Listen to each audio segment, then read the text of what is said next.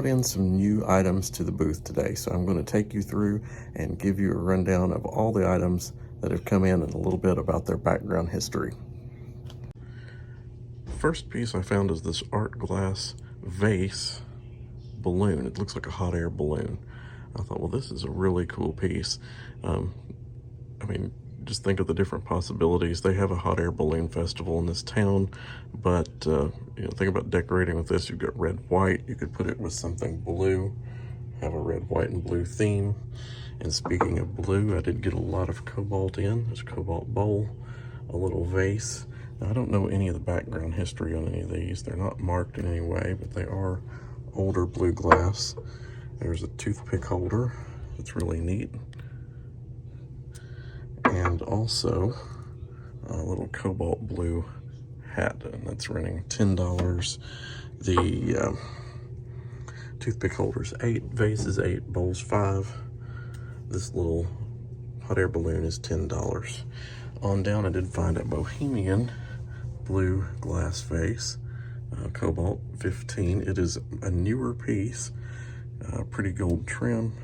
It does have the original tag still on the bottom of it. And I'll try to zoom it in. I think it's upside down. There we go. Countess Collection, Bohemian Art Glass. Don't know anything about them. I just thought the piece was nice. I like the way it had the raised out like painting on there. So that piece is new today as well.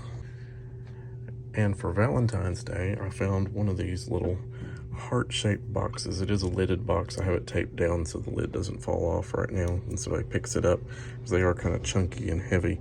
Now, I've found these to be good not only to give gifts in for Valentine's Day, but they're good for memory boxes as well.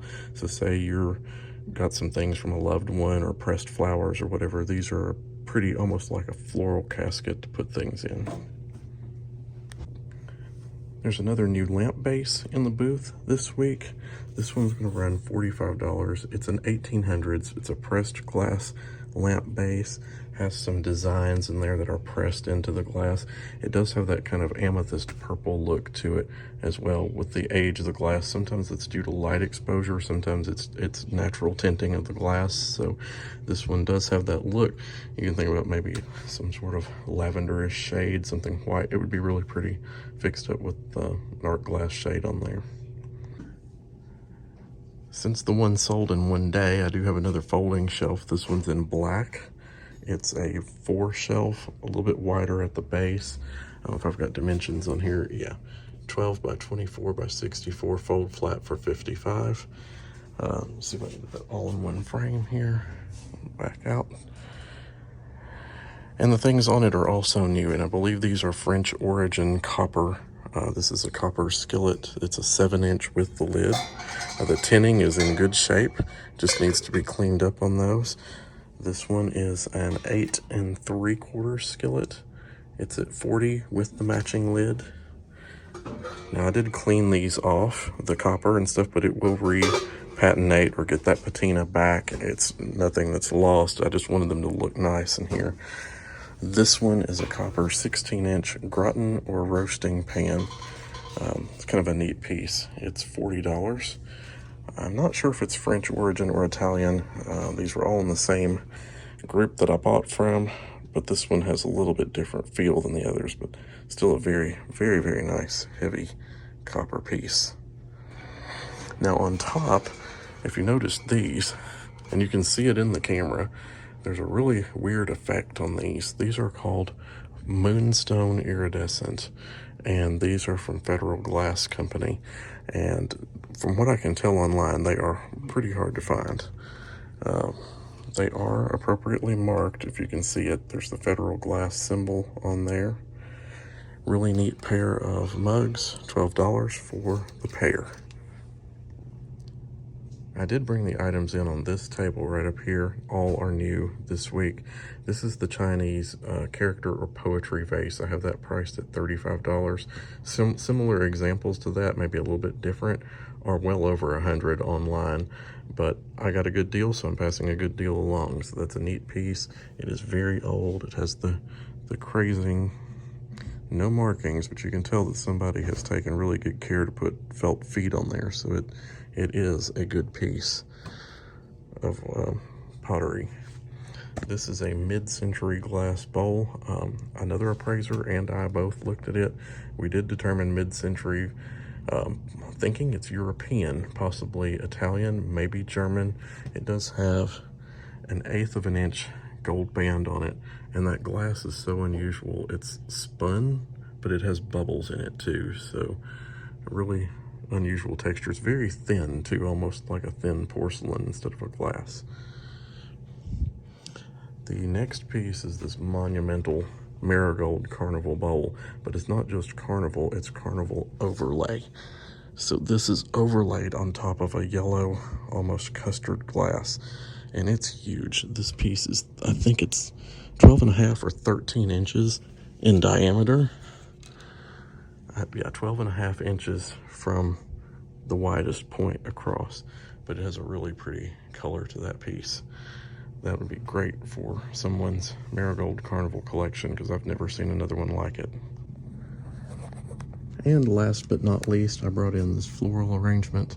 It's a fall piece that I bought from a decorator a few years ago, and I just decided I didn't need it anymore, and I thought, well, it's too pretty to just donate, so I thought somebody else might get some new life out of that piece, and it's $10 for a really pretty piece. Goes good in that wall too, kind of attracts your attention to the floral prints that I have and that are framed there as well, which are all really neatly framed prints. Even if you didn't like the pictures that are in it, the frames are worth what I've got on those. So there we have the picture wall. Okay, so that was a little bit about the booth and the things that came in this week, and glad that you could come along. Now, a little bit about what I did keep. There was a jade grape sculpture that I bought. It was really, really pretty. I had an uncle who went to Asia several years ago and brought back some clusters of grapes, and I knew immediately that this piece was jade. So I bid on this piece, and I thought about reselling it, and then I got it home and just loved it so much I decided to keep it. Also, in the auction, I picked up a Japanese, it's a jardiniere, and the jardiniere is what they call 1,000 flowers, and it's a really pretty piece. The background is gold, and the flowers are painted on top of that to make them more vibrant. So I'm going to keep this piece as well because I love Japanese porcelain. I'm going to look for a really neat stand to put that on. And that's about it for this auction this time around. I'm going to start putting these out after I have a shopping day, either when I go out to look for things at flea markets and shops and estates and wherever else, or if I go to auctions, I will have a description video about those particular things that will come out. And it won't be on the Wednesday or the Saturday schedule. I'm going to try to do completely different things on those days. It will be an added video that's in there. Now, I'm doing this for two reasons. One, because it was requested. You all wanted to know more about the products that I'm putting in the booth, and that's really awesome, and I'm glad to share as much about those as I can. And two, I've been wanting to monetize my YouTube channel for quite a while, and that has been a goal of mine. I hit 76%, and if you all are following YouTube or know much about it, you know that you have to have 4,000 watch hours in the 365 days before you can actually monetize your channel. So I got to 76%, and last year at this time was when a lot of you came over from Garden Answer when my planter was featured on one of their little episodes, and those videos or those views from that time have started falling off.